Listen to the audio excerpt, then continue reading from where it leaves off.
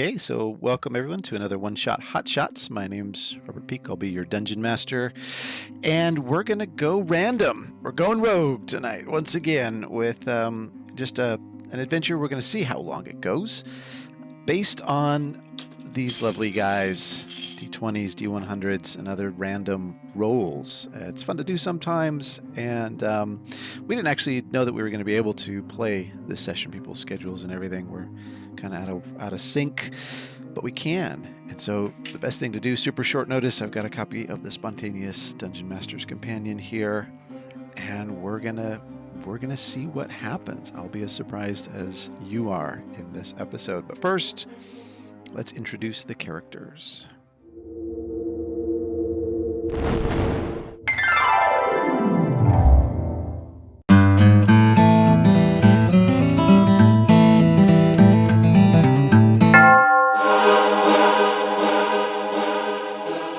I say, is there anyone here? Yeah, I feel well done.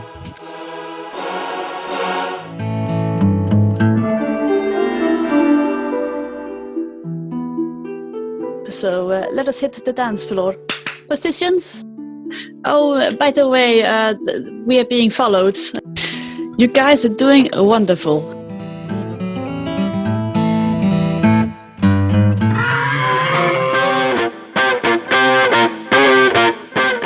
Nobody bites my drinking buddy. I love killing creatures, but making them run in fear feels pretty good too.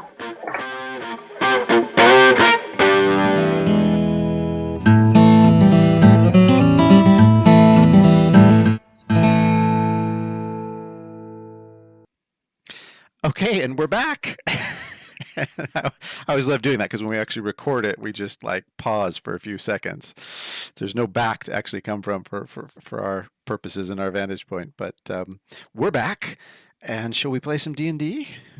Yes, Yes. absolutely. Do it. Last time we left off, you guys were accompanying the Dwarven Knight Sir Calith northbound on the long road up to Mirabar. You've made it somewhere between Tribor and Long Saddle. You're riding in to a small village, and let's see what this place is like. Randy, go ahead and give me a D100. 76. 76. Ooh. Okay. Great. Thank you. And Mario, why don't you do the same? Alrighty.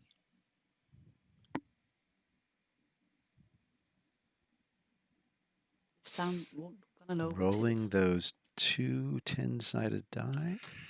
36. To see what happens in this town. Okay, 36.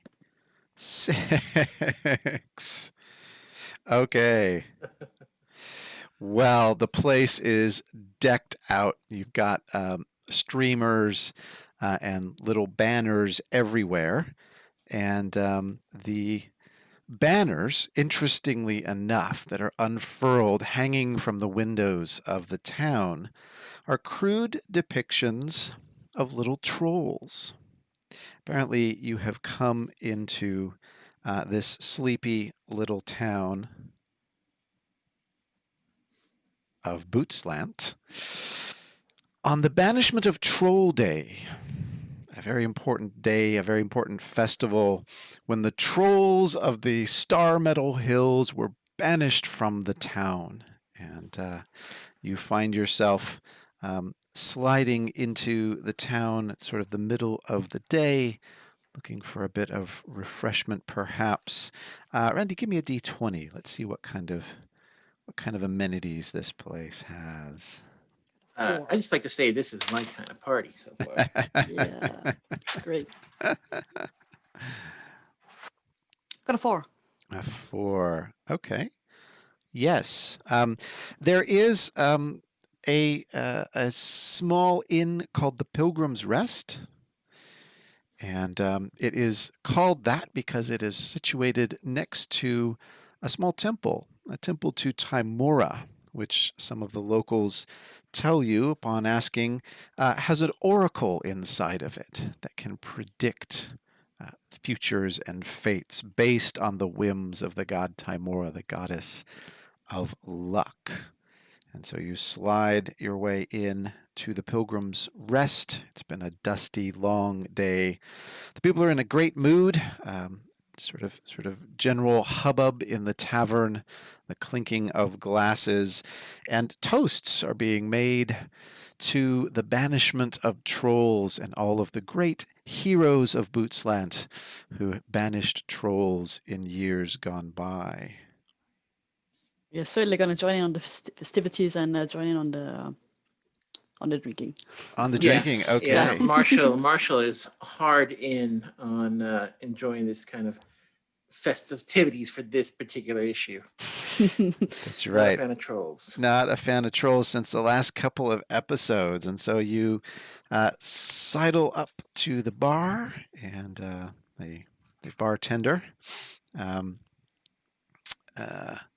is sort of whistling as he's polishing the glasses in front of you, and says, "Well, what'll it be?" I will have a glass of wine, good sir. Wine. Oh, all right. Yes, we have some somewhere in the back there. I'll Simon, see what you can find. And for you, sir. Good sir. I will have whatever the most popular drink in the establishment is. One, please. That would be Tribor Ale, sir. Tribor Ale coming right up. Excellent choice, by the way. Thank you. Right. Well, I do believe that we are due for a bit of R&R. Don't you think so, Father?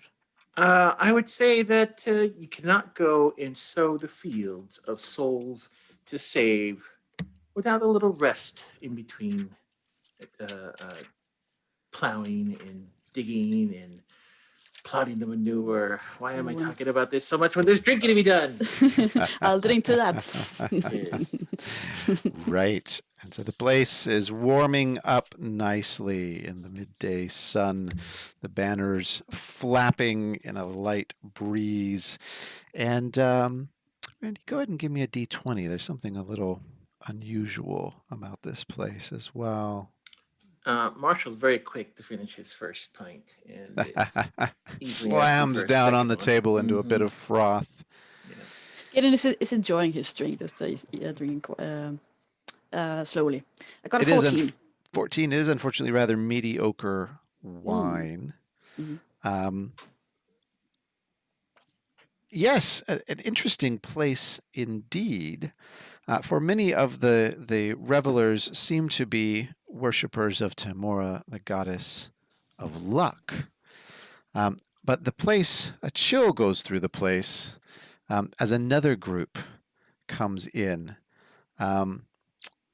A group dressed in all bright blue, worshippers of Bahamut.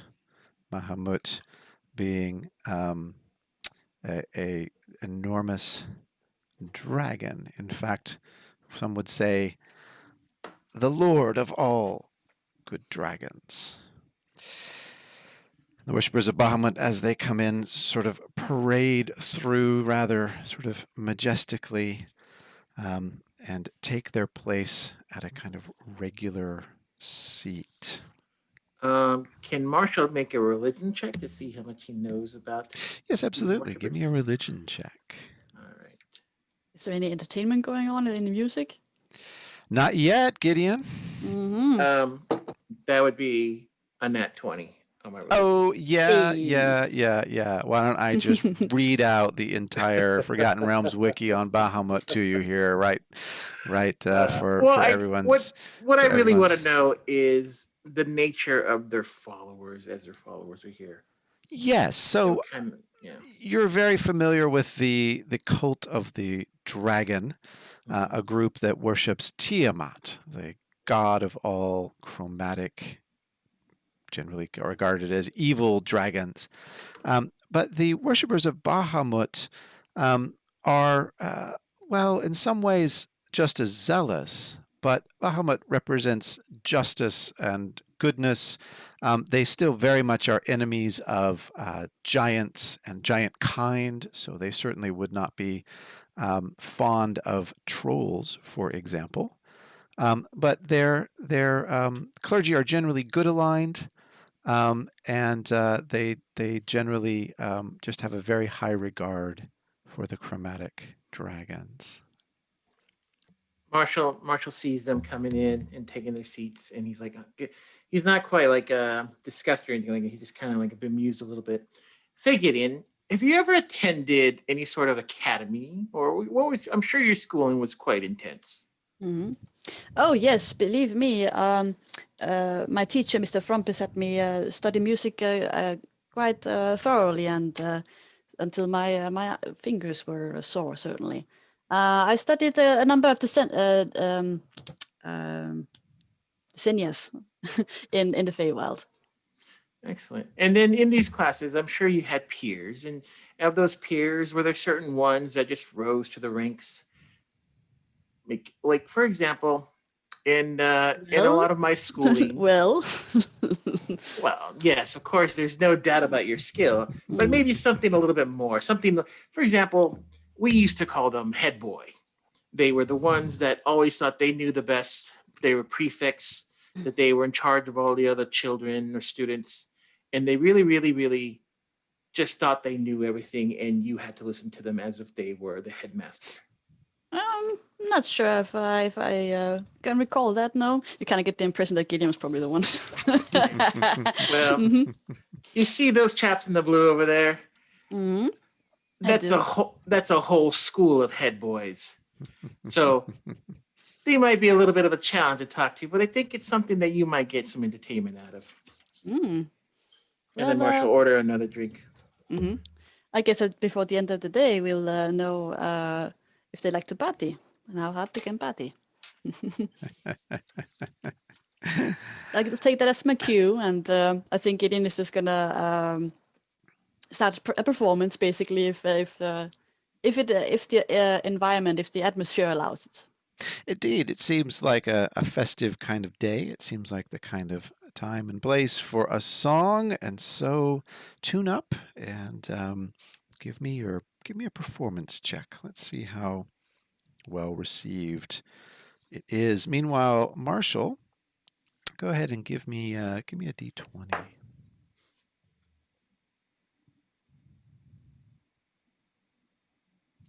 13. 1-3. 13. I got a 27. 27. Okay, not bad for a head boy of Mr. Frumpus's music academy. I'm going to remember that. Okay, and the people are just getting on down into it. Now, some of them start forming circles and doing circle dances around the tables. They are just absolutely having a whale of a time, and very much appreciative of your contribution to their revelries on the banishment of Trolls Day. I think while he's playing the flute, he's also joining in on the dancing and stuff. Yes, indeed. Just literally Pied Pipering it and leading the circle in a merry chase. Mm-hmm. Meanwhile, Marshall, you're kind of feeling it, starting to get into the groove a little bit, and often one kind of less traveled corner of the inn, you sort of press down on a loose wooden floorboard, and the floorboard comes up ever so slightly. There's something underneath it. Give me a D20. Yeah. Curious. And I bend down, and a 5. A 5. There's a bag in it. Obviously, a small leather bag that was hidden there, perhaps deliberately, perhaps for some reason. Little leather bag, and it seems to have toppled over as you step down on the loose floorboard, and black glass spheres, little black glass marbles, roll out of the bag. Oh dear, what is this? About how many of them are there? There are 5 of these black marbles. Are they like I'm gonna try. Marshall's gonna try to see if he can collect them to get them back in the bag. Yes, Kind of indeed. like, oh, he made a mess. He doesn't even know what it is. So All just right. instinctively go for it. Instinctively going to just try and get these things back in the bag. Okay. And as you are sort of trying to scoot these things back in the bag, upon touching them, you all can roll for initiative. Eh, And Marshall, you can give me a D20. All right. The D20 is a 6. All right. And Okay. my initiative is 15. 15. I got initiative 14. 14 for Gideon. Okay. And yes. All right. And this creature comes in at an 8. Okay. And at this point, the 5 black marbles, as you kind of scoop them up and try and put them back into the bag, they melt into your hand as almost a kind of black tar. The tar begins sort of dripping down. You have released something from inside these marbles, and a kind of mist swirls up out of this black goo and begins sort of coalescing into the form of an undead troll. The undead troll, obviously trapped here for who knows how long, has been released upon the town. He looks particularly powerful and particularly terrible, and bent on avenging his brethren who had been driven from the town in years hence. The townspeople cry out at the sight of this, and Ivor, the barman, looks and says, "What have ye done? What have ye done?" And Marshall, you're going to be up first, then Gideon, then this creature, and then finally in the rear, the followers of Bahamut may come in and assist you, depending on how well you handle yourself with this thing. Well, Marshall's just gonna full on say, "It's not my fault. It's not my fault." And I guess, can I like let go or drop? I don't want to be touching this stuff. Yeah. The stuff kind of just melts away out of Okay. your hand, and it sort of sizzles and dissolves back under the floorboards. It's clear that it was just a holding substance. Do I recognize this thing as undead? Yeah, give me a great question. Give me give me a religion check at advantage, I would say, actually, in this case, because it definitely sort of appeared in an ethereal form. It's clearly magical. You very likely recognize it as well. Okay, Unless you not want it, in which case... I rolled Cleric a has the 17 and a 20, so a 20. 20. Okay, yeah, you definitely recognize this not only as a troll, but as a revenant troll, a creature hell-bent on revenge and destruction. And this is an unmodified 20? No, you know what, the modified 20. Modified 20. With a modified 20, you know that this creature is going to seek revenge.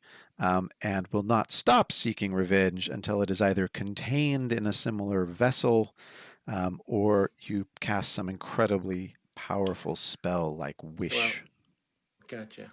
Well, I think just instinctively, the fright of it and seeing it, and then kind of recognizing a little bit of what he knows to be undead, Marshall's just gonna like instinctively cast Turn Undead on it to see if that even affects it. Excellent. All right. So cast Turn Undead. He gets a savings throw. Wisdom saving throw, DC 16. DC 16 wisdom save. Okay.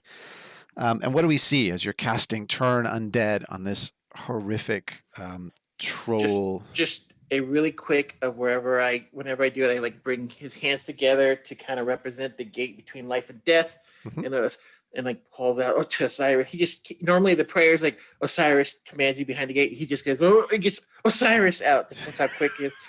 Osiris to you. And the creature stares back at you with blue eyes, the blue of a roiling flame, and hisses. These are not tea drink. This is not a tea drinking kind of troll. He does not budge. So you are up. You're up pretty close to him. You're within about 10 feet of him. This is a fairly big tavern. There's some maneuverability. Gideon, you're a good 30 feet or more away. There's some tables between you. The villagers are starting to scatter, and the followers of Bahamut, the Talons of Justice, are grabbing at their sword hilts.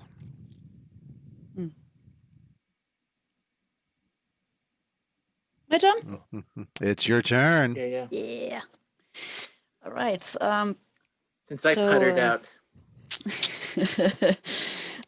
So after this display of smoke and this appearance of a troll on Trolls Day, Gideon is not really sure if this is a prank or an illusion or something like that. But he's going to give it test it out by throwing vicious mockery at it, as he says. You there, you better slither back where you came from before you make those men in shiny armor over there get up. And cast vicious mockery. Schmuckery, okay. Wisdom save DC 17. 17. All right.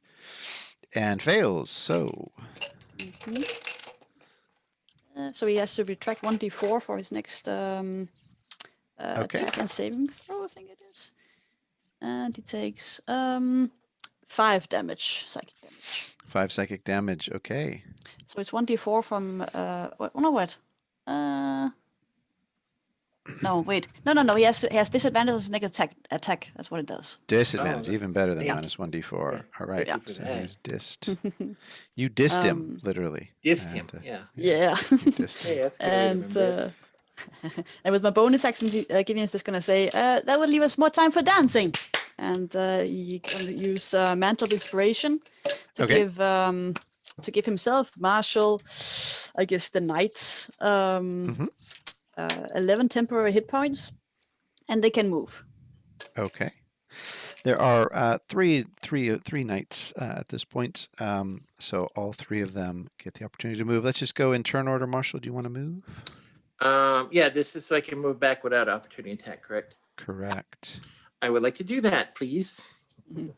I'd like to just move back away from it to get out of melee range.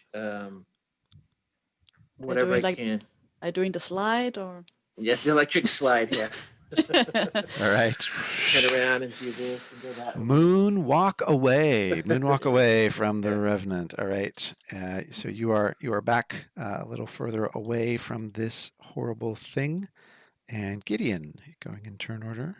I'm just going to make sure I'm at a nice distance away from this creature. I don't know where the knights are, if I can get behind them. Yes, you can. Yeah, not a bad idea. Get behind the knights, and so you do so. And the knights are going to use their opportunity. One of them in particular, a very dashing-looking fellow with sort of golden blonde hair and a shiny silver helmet, says, "You there, put up your fists." And he and his other 2 cohorts rush toward the troll as fast as they can. Okay, anything else, Gideon? Nope. All right. The 3 knights race toward the troll, and the troll looks at the beautiful sort of blonde guy in front of him, racing toward him with no regard for his own life, and says, "You, ancestor of Sir descendant of the killers of trolls. It is you I seek, and you I will destroy." At that, Sir Sefri becomes paralyzed completely. And now the creature begins clawing into him. He manages let's see, he's going to get a disadvantage. He would normally have advantage on these kinds of attacks given that Sir Sefri's paralyzed. Yep.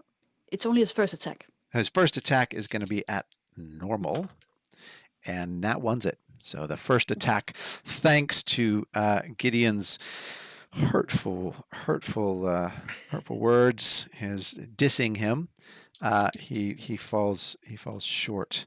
But the second attack lands, strikes true, and you notice that the creature sinks his claws deeply in. That this deals a lot of damage to the descendant of Sir Sefri.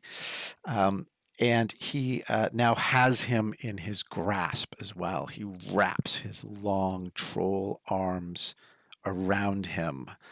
He is both paralyzed and has been taken up by the troll. The other two flail their swords at the creature. One of them connects and deals a little bit of damage. Yep. But he unfortunately now has this knight in his grasp, and it is clear that he doesn't just want to give him a hug. Marshall, you are up. Well, I see someone in trouble, and I'm worried about that troll. I think Marshall's going to do is going to do his best to support these guys, and I'm going to cast a spell called Magic Circle. Right. And I'm going to declare undead as my target of it. And basically, so Marshall's got to pull out a little vial of holy water.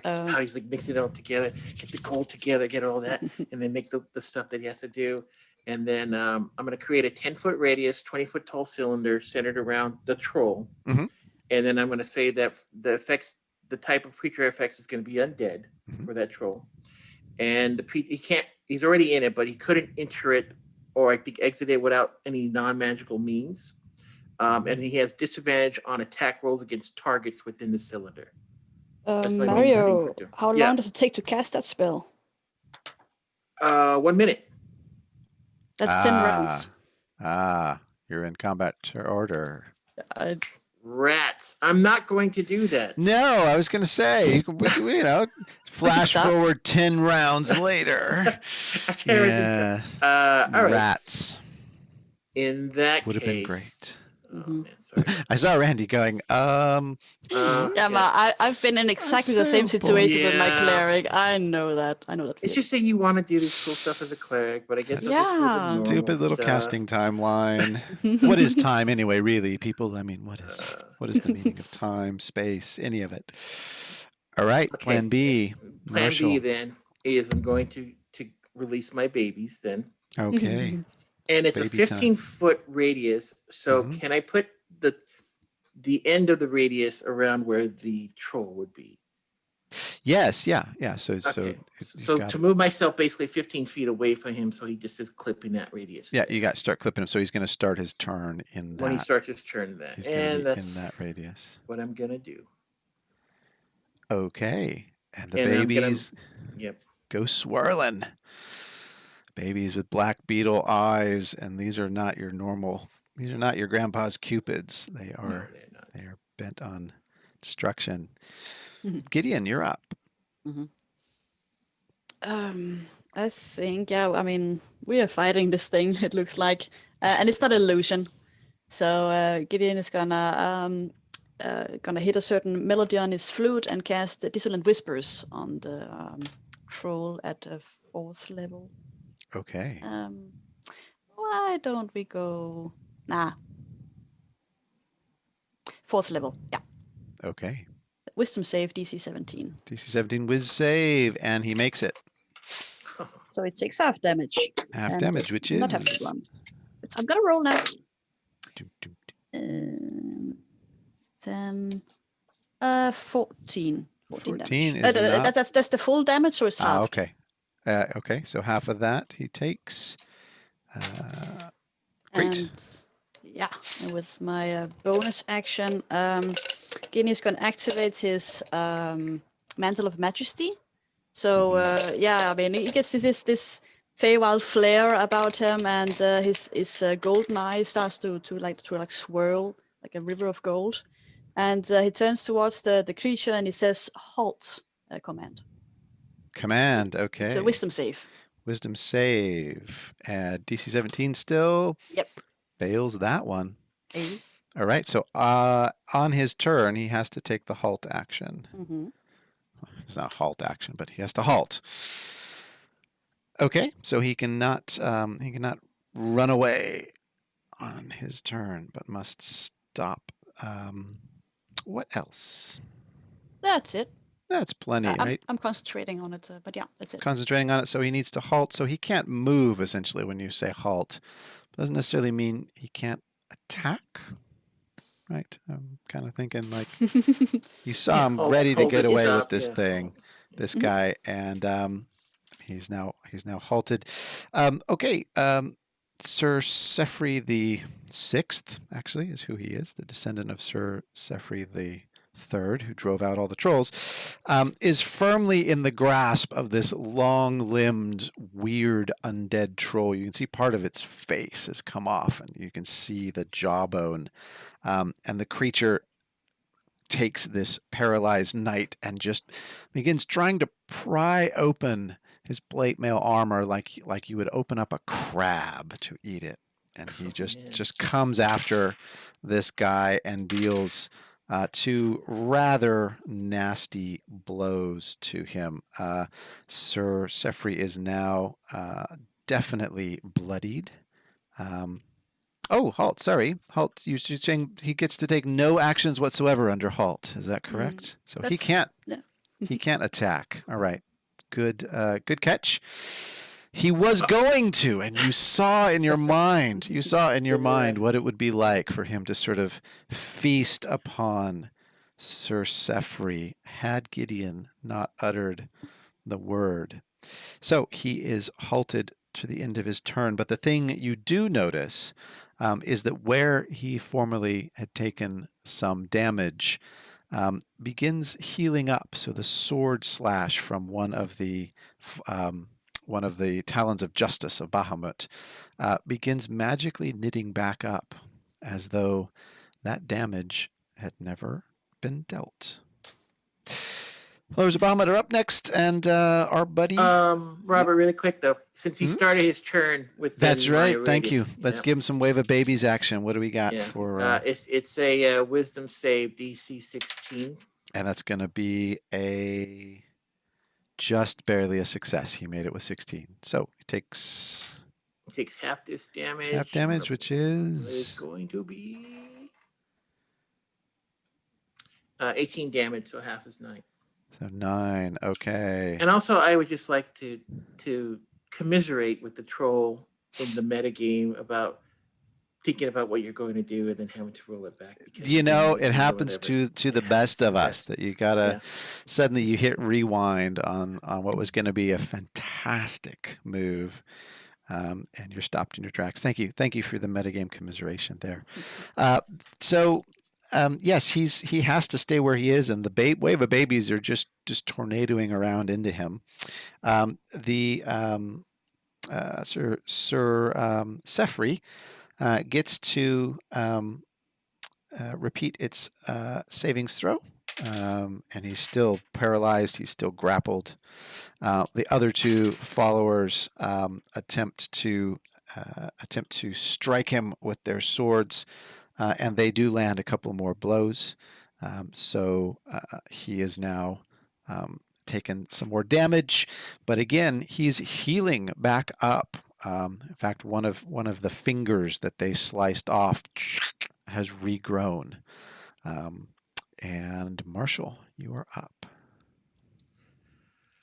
I think what I'm going to do is I'm worried about that guy in there, so I want to help him out. So, but I'm worried about this troll. Obviously, I'm worried about this troll. Really? This bothers you somehow? I mean, you know, how you like drinking buddies like this. What I'm going to do is, as a bonus action, I'm just going to cast a healing word on him. So let me just throw him a heal for 18. That's good. Ooh, nice. He's looking fresh as a daisy once more, thanks to Right. that. And then I'm going to just cast a Sacred Flame at him. It's a dex save 16 at the troll. Dex 615 at the troll, and he fails that. All right, then he's going to take 14 points of damage. 14 damage. All right, a battle of might and magic has erupted in the Pilgrim's Rest. It's And not then- a very restful day today. Yeah, Marshall will do that out, and he'll see, because he noticed like the flesh closing like that. We must maintain damage on him. He will keep healing to try to shout out to the group so they know. All right, and the talons of justice raise their swords in response. It's clear they have heard you. We shall do all we can, sir. And that's Gideon. my turn. Well, on that note, and once again, Gideon plays his flute, and he the melody like invades the mind of the troll as he casts Dissonant Whispers once again at the third level. Third level, okay. And that's going to be a 15, not enough. So he has to use his reaction to run away and trigger opportunity attacks. Mm. And he takes that's 10, that's 14 full damage. Psychic. 14 damage. Okay. Psychic. And with that, he is now looking slightly bloodied up. And as my bonus action, because I'm still concentrating, Gideon will say, "Grovel." Yes, you can try to save against it. Wisdom save command. Wisdom save command DC 17. No way. All right. He is both. So on So his you've turn, given he him- falls prone and ends his turn. Once is his turn. Okay, but he's also been given the command to run away by the Now, dissonant yes, whispers. that's now his reaction. Yeah. At the moment, his reaction is to run away, and then after that to grovel On his turn. Yeah. on he his has to- turn. Okay, yeah. so he's up next. So let's do his reaction first. He's going to run away. He's going to run. Let's see. This is not starting his turn. He's just using a reaction. So the wave of babies doesn't apply Not till the start of his turn. until the start of his turn. He basically spots a window on a wall behind him and goes crashing through the window. He does take some damage from the window, but he just goes straight back through the window out into the street. And then he hears you call back to him, grovel. And as he does, he drops Sir Sefri onto the ground and falls prone against his will, groveling in your direction, worshipping at your feet from a distance. Did he take some extra damage from the knights? Yes, and the knights all get a swipe. So the two knights who are not paralyzed each get a swipe at him. But unfortunately, they are so flustered by the sacred flames and the dissonant whispers and just the incredible arsenal of magic that's being directed at this thing from behind them, that they are shocked that the creature is running away, and are unable to get purchase on him with their swords. So on their turn, they will attempt to pursue. So they climb through the remaining bits of the shards of the window, and they're running toward the troll. These guys are not pulling their weight, huh? Are They are not. Unfortunately, the troll is also faster than they are. It would seem. So they are able to get up to him on their own turn, but not actually attack. Unfortunately, the talons of justice haven't quite been able to sink their talons into this guy. Marshall, you are up. The troll is out the window, 40 feet away from the window, another 20 feet from you. So he's about 60 feet away, directly through the broken panes of glass.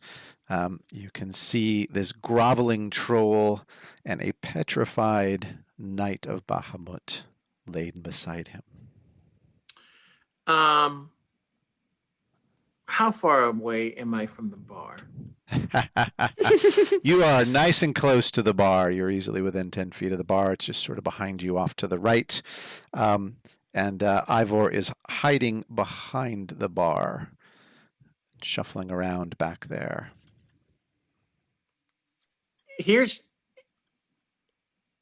Gotcha. Quickly, man, give me the harshest drink you have in the house. Whatever will burn. Very well, sir. Very well. Here you are. And he hands up a bottle of heavily distilled alcohol that will indeed catch a light if you stuff a rag in it. Yep. So I'm gonna. What I would like to do for my turn, because I don't think I'll get up to the troll, is I want to kind of like run up there while I'm like making a makeshift Molotov cocktail for it. And my intent is when I do get to the troll on my turn, to light it and throw it and just put some fire damage on. Assuming we can separate Mr. So-and-so. So my cue would be once so-and-so is separated, I will definitely try to burn it down.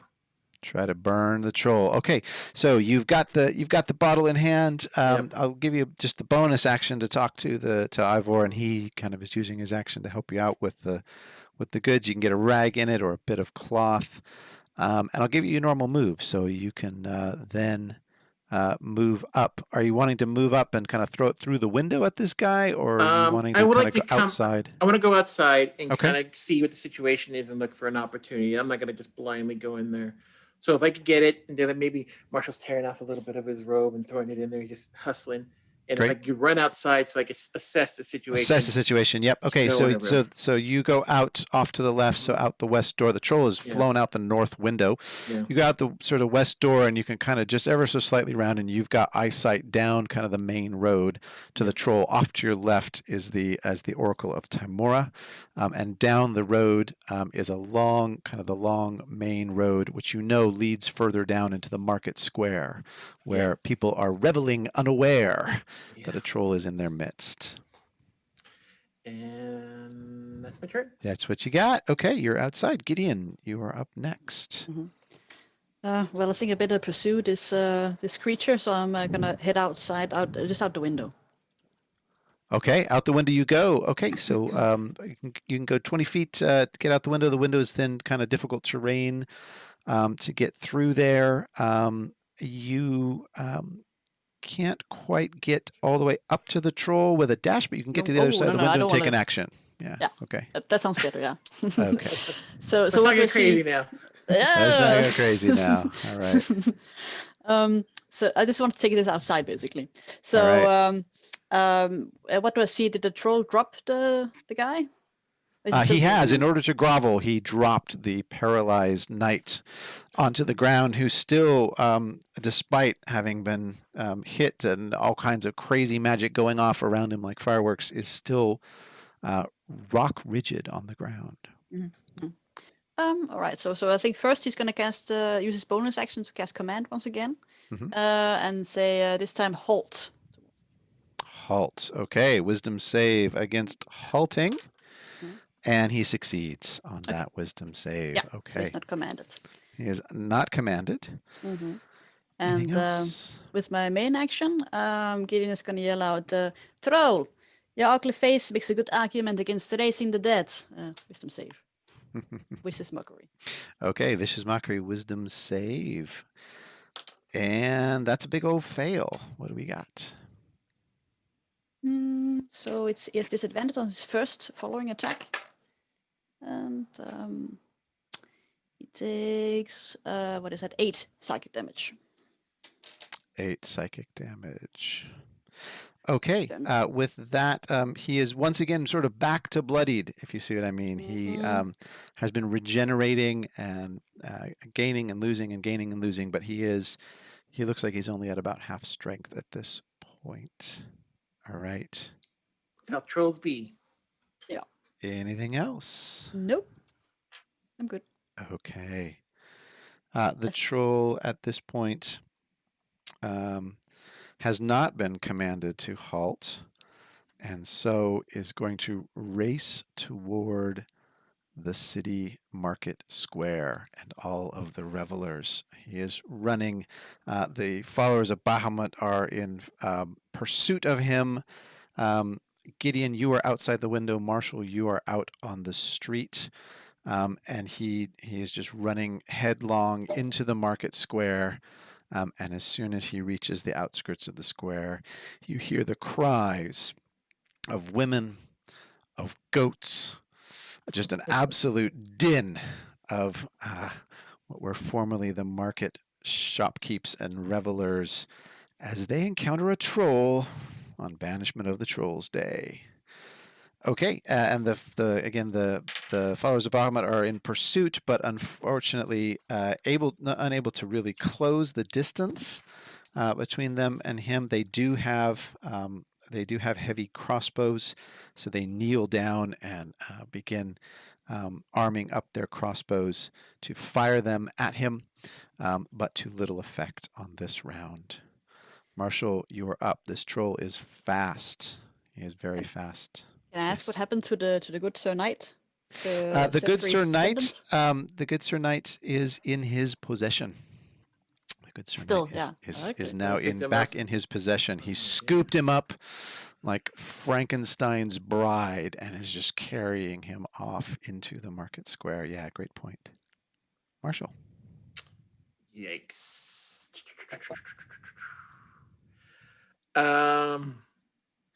I want to just run as close to the troll as I can get. Okay. How close can I get? Just flat out running. Flat out running, you can get within 40 feet of him. However, at this point, go ahead and give me a d20. Uh-oh. I forgot this was still going on. 17. Yeah, life isn't just easy. Come on. I mean, why would he just let life be easy? 17? Yeah. Okay. 17, you're good. You're good for the moment. The way is clear. Go ahead. How much distance between the troll and the crowd? He is just at the outskirts of the market square at the moment. So okay. He is he's just toppled over a single cart full of melons, which have splashed down onto the ground. But he is entering the main square with all of the colorful tents set up. Oh boy. Okay, I guess what I'm going to do, if I can, of course, what I'm going to try to do is I'm going to I broke off my concentration of my babies when I was dealing with the cocktail. I want to run out, and I have a spell called Insect Plague. Yes. So I can put like a swarm of insects. I'd like to try to see if I can project it to put it in between him and the crowd. I know it's possible that Sir Sirloin will be hurt. Sir Sirloin, yeah. Sir Sefri. Yeah. Sir Sefri could be in trouble. But I'm trying to prevent major damage from the troll just wrecking people. Okay. So this is a 20-foot. Yeah, it's a 20-foot spear. Mm-hmm. And I'm gonna put it like right as close to his face without him like being in it yet. Just so that he has like at least sees it, so he's not necessarily it's not affected by the damage that it could do. And then when he goes in there, or if he goes into it, it's a 16 con save, and then he'll take damage. Or anyone who goes in there. Okay. It's also considered difficult terrain as well. Now that spear is, if it's going to be in front of him, it is going to be affecting some of the people in the marketplace. Just so you know, there is a chance that they are going to be ill affected. I think Marshall's just going to try anything he can. Try he doesn't and make that call. Has. Yeah, it's what Gotta stop him. Gotta do. Okay. All right. And so on his turn, if he goes in there, then that triggers the effect. Yes. For the commoners who are already, or any goats that are already in there, just for sake of that, what kind of savings throws and damage are we looking at here? It's a con 16, and the damage would be 4d10 piercing. Okay. All right. So one for the people and one for the animals. Okay, the people are okay for the moment, on their turn, they're going to be I just rolled a 16. A commoner's a +0, so they just managed to duck for cover and otherwise cover their faces, and they're sturdy farming folk, so they're all right. But unfortunately, about half a dozen chickens, a couple of goats, and at least one pig managed to just get sliced up by this swarm of insects, and they cry out horribly. Marshall just, oh dear. You hear one of the farmers in the distance saying, "You'll pay for that." I'm so sorry. I'm so terribly sorry. All right, Gideon, you're up. Is your insect swarm just all scarabs? Yeah, they're all scarabs. Perfect. Beetles everywhere. I have like scenes from the Mummy in my head now. Totally, I love that. All right. Nice call. So where am I standing? How far is Marshall for me? How far is the troll for me? Yeah, Marshall's moved up about 60 feet, and the troll's about another 40 feet on from that. You're just at the window, so the window's another, let's say, another 10 feet closer around the side from where Marshall started at that door. So 90 feet to the troll and 50 feet to Marshall. Yeah. Okay. What will I do? First, I think. Yeah, sure. Gideon is gonna use his 30 feet of movement to move towards Marshall, and then I think he's gonna spend his bardic inspiration. Clapping, I don't know, as he goes to increase his movement speed once again, so he can get up to Marshall. Okay. give himself a little applause. I don't know. Give yourself a little applause. Give yourself a round of applause there, Gideon. Okay, so you're gonna double time your move to get up toward Marshall, but first, give me a D20. D20. That's cocked. Gideon's all. You're doing a great job, Gideon. Thank you, Gideon. Thank you, Gideon. If I do say so myself to me. Well, that's a net one. Oh dear. Yes. Yes, and as you are racing toward Brother Marshall, you notice that one of the enormous oaken barrels that was on a rooftop above a brewery, it's been hauled up there, suddenly comes rolling down in front of you. Give me a dexterity acrobatics check to see if you can make your way around this huge barrel as it goes splintering in front of you. What is that? That is 24. Sorry. 24 is enough, and you manage to basically kind of just backflip your way through this, and it doesn't even count as difficult terrain for you. You are up next to Marshall, watching the troll getting ready to race into a black cloud of scarabs. So Gideon catches up to sorry, my throat. So Gideon catches up to Marshall, and he's like, "So, are we really risking our hides and our fashionable clothing pursuing this creature?" Unfortunately, I kind of feel responsible as I found something in the floorboards that released it. Now, yes, I did not put that there. I did not know what it was going to do. And maybe I had a couple mugs of ale prior to picking that up. But still, we cannot let this creature just create wanton destruction today. For all it's Troll Destruction Day. Well, did anyone see you take those marbles? I don't believe they did. Perhaps we should just leave it at that. Go back to our drinks. Yes. Oh, come on, Gideon. There'll be time for drinks. How are we going to drink when there's people in harm's way? Besides, I have all the drink I need right here. And I want to keep Gideon as to my plan is I think that maybe putting some fire will help kill the troll a little bit. But then I am worried about Sir Sefri there. Yes. Well, yeah. I thought you might say that. Shall we? Gives you his hand. Yep, I'll take it. Yes. Yeah. Okay. And he casts the dimension door, so it's like Harry Potter style, basically. just disappear. And Through platform 9 3/4 you go. yeah, I can go 500 feet. So I'm just gonna go somewhere in front of the direction of where the troll is going. Yeah. Okay, so you can teleport to the other side of that big black cloud of beetles if you want to, into the market square. Yeah. That is certainly an option. I'm going to see if so through that thick cloud, I'm going to see whether the troll sees you or not. Yeah. It is supposed to be like cover a little bit. What did it say here? Sorry. Heavily it says obscured. Yeah, obscured. Yeah. Lightly obscured. Ah, So whatever lightly means indeed. disadvantage, perhaps. Lightly obscured. I think that means disadvantage on his attempt to see what on earth is going on. All right, Gideon, anything else on your turn? No, that was all my actions. That was plenty. Where do we land?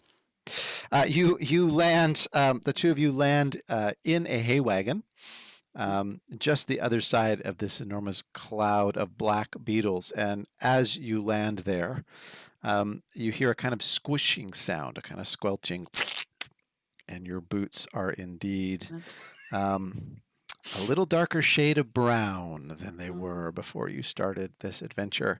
And you can see all around you, people are just in an absolute panic. First trolls, now animal-eating scarab beetles. Basically, banishment of the trolls day has been canceled at this point. They're all racing home. Mm-hmm.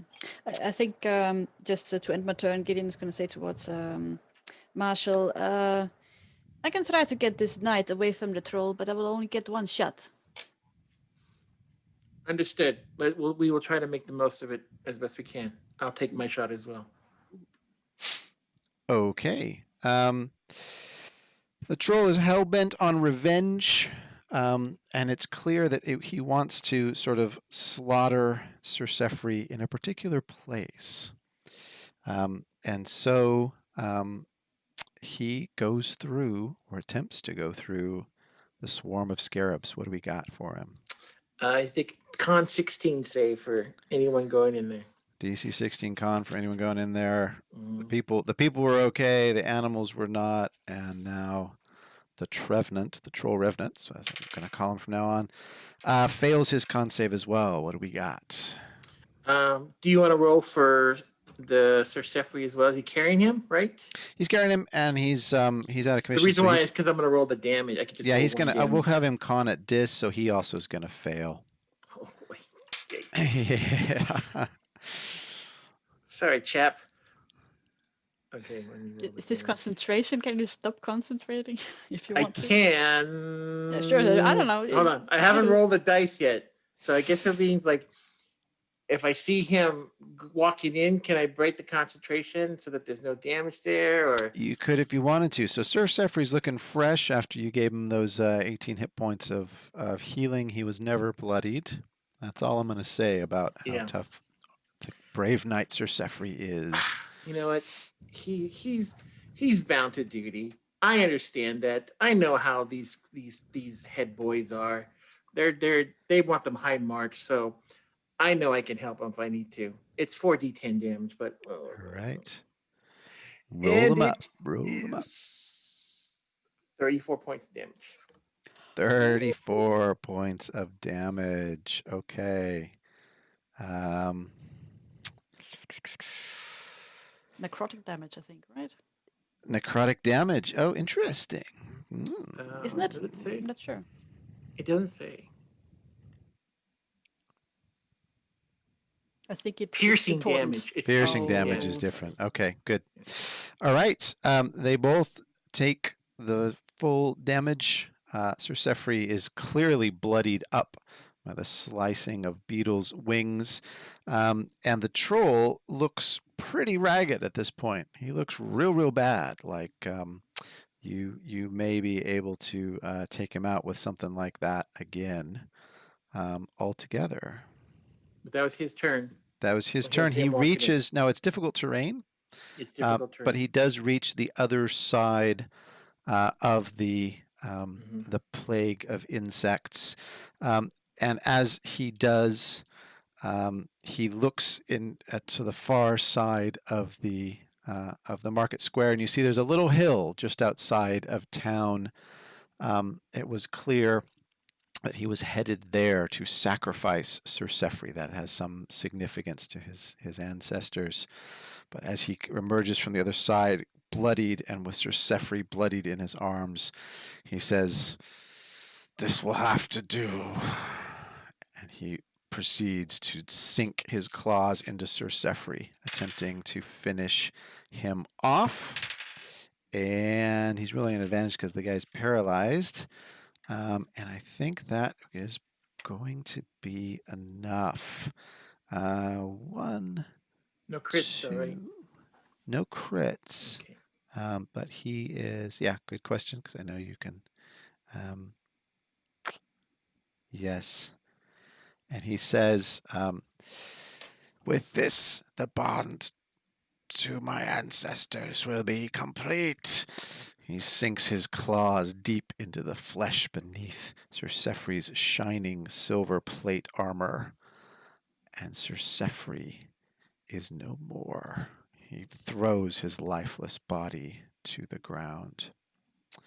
Okay, the followers of Bahamut are far behind. They're racing toward, but they're just getting near the other side of this swarm of insects, but they are nowhere near in it and having difficulty trying to aim through this thick cloud at the troll, so they are ineffectual at this point. Marshall, you are up.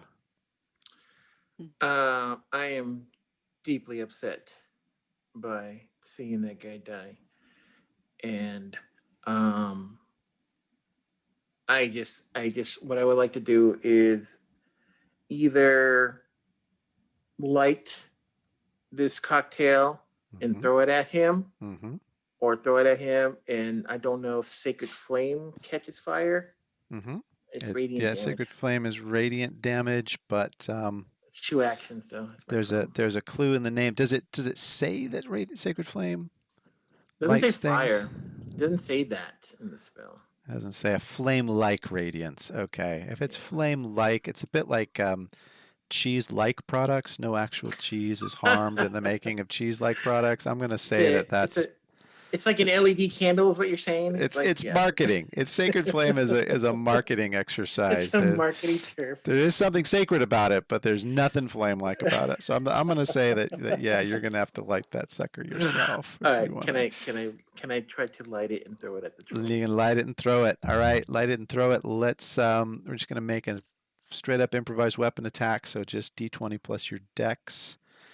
You're not proficient in gin Molotov cocktails, no. Unfortunately. Oh, you should be. Marshall should be, but yeah. Not. Is there a bottle handling? A bottle handling skill? If there were, Father Marshall, you sir would qualify. Okay, I'm gonna get it. I'm gonna light it.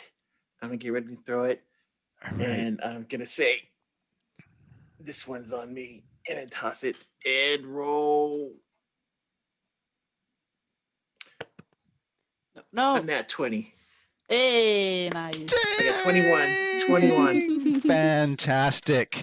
And the bottle lands true, bursts, and the creature begins going up in flames. So I'm going to say with the extra damage die that we'd get from a nat 20, let's give me it's normally 5 fire damage per round. Go ahead and give me a D10.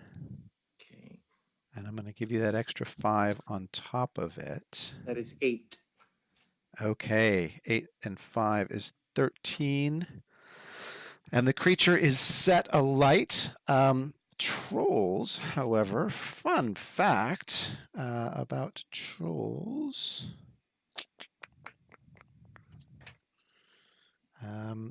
They don't love fire. Let's just say that in my world. Okay, the creature is lit ablaze and begins howling and flailing about. He is not yet completely dead, but he's going to continue to take fire damage unless he can douse himself. You are standing next to a well, but it is a very deep well. Gideon, you are up. So he dropped the knight and is no longer interested in the knights. He's no He's longer interested in the discarded. knight, and the knight appears no longer rigid with paralysis, but slumped as though lifeless on the ground. All right, so Gideon's certainly going to jump off this stinking cart. And I think with the troll between him and the cloud of insects, he's out of the cloud, the troll. He's right? out of the cloud. The troll is out of the cloud. You could Yeah. push him back in, or you could try to, but he's just the other Yeah. side of it. Yeah, that's what he's going to do. He's going to start playing his flute and cast Dissonant Whispers, hoping to send him back into the cloud. All right, gonna make him run back into the cloud on fire. Let's see what we got. The burning Wisdom undead save. troll at a festival is running back into the swarm. So we're quick, ladies and gentlemen. Would have been awesome, but he does make a 17 on his whiz save, so he does manage to hold his ground. Mhm. Being on fire apparently is enough for him, rather than getting sliced to death as well by the switchblade wings of giant beetles. He holds his ground. What else you got, Gideon?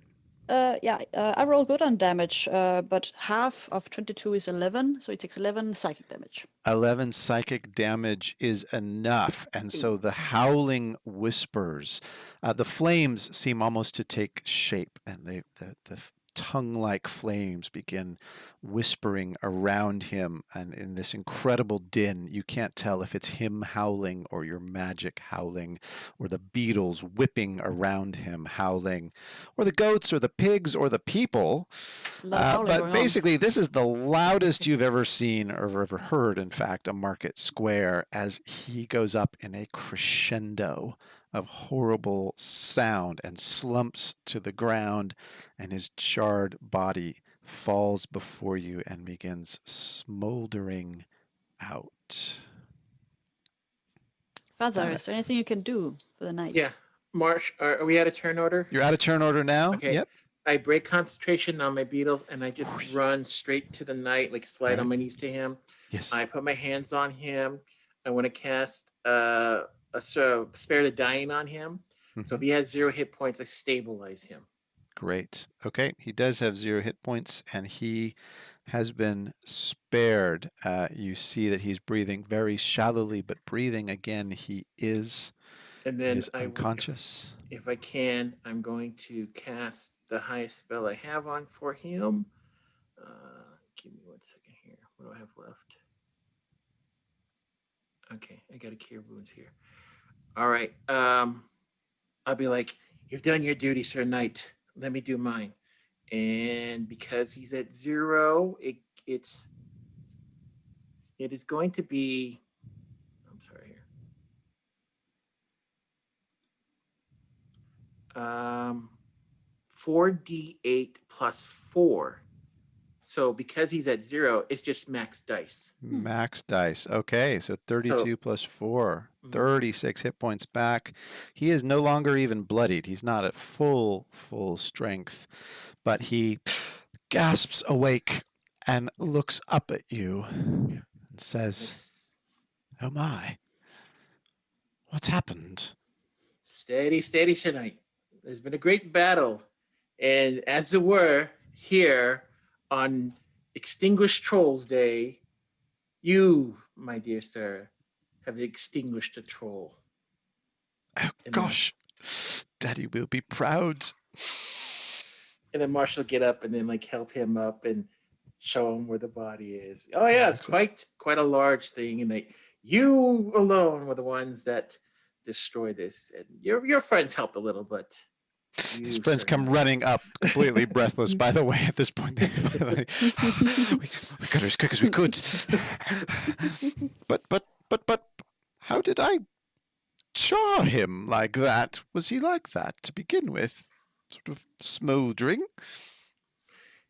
You must have had the divine with you, and it must have worked through you to create such a striking, flaming, just strike. His two little friends behind him go, "It was the breath of Bahamut. It was the breath of Bahamut. I know it. The dragon's flame was with us today. They all fall down on their knees and begin praising Bahamut in a frenzy of religious furor to make you proud. Meanwhile, Gideon... Yes, that sounds good. Yeah, Breath of Bahamut, that sounds good. That's what it was. It must have been. Couldn't have been anything else. You're a hero, Sir Sefri. You're a hero. A small boy comes up to you, Gideon, with a chicken, a slightly singed chicken in his arms. And he says, "You've saved us all, sir. You've saved us. Please, have our last chicken." He offers up the chicken to you. Well, thank you, kid. I mean, it wouldn't be a real festivity of Troll Day if we wouldn't destroy a troll with the nuts. But yeah, please, I am not hungry. And, Well, can I at least clean your boots, sir? And he pulls out a rag and falls down and begins oh, well, this is fine. Yeah. scraping away the muck from your boot. I mean, restoring it. it was just about to cast prestidigitation, but this is better. So yeah, it's fine. And the kid just goes to town, and your boots have never looked better. Even magic probably couldn't get them so sparkling clean. For this is the magic of a small child's love. Oh.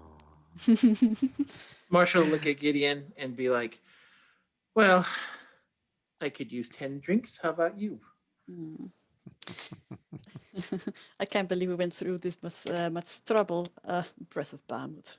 Let's go. Right, and back to the Pilgrim's Rest you go. Ivor knows the perfect thing for you, in fact, and pours up a fresh bottle of the alcohol you just used to char the troll to cinders. And indeed, it burns going down your throat just as much as it burned the undead troll on the outside. Ivor lifts a small glass. Cheers to you, troll slayers. Well done. I think we got to call it there for the evening.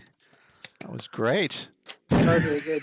I just cracked up when you guys rolled, and it was Banishment of the Trolls Day. I went, yeah, of course. And then the black marbles, and it was a revenant. I went, well, it's gotta be, right? So anyway, I promise that was that was 0% prepared. That was 100% rand rolled, because it totally feels like it follows the last one. So yeah.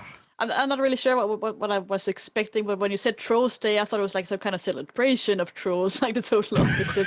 And I was like, oh hell no, let's just turn around. Yeah, I was with you on that. I was like, oh, wait, no, I'm not going to the troll party. No. Yes, no, banishment of. They were glad to be rid of them, all but one, apparently. One of those trolls was left, and Marshall found it. So, well played, adventurers. Good stuff. You are the heroes of the town, saviors of the day, and you didn't even take credit for it. How awesome is that? So, well, I did feel a little bad for being complicit in that guy's death. So tit for tat. You got some looks from Gideon when you were like that, but he just let it slide. Yeah. So much trouble for nothing. Let it go.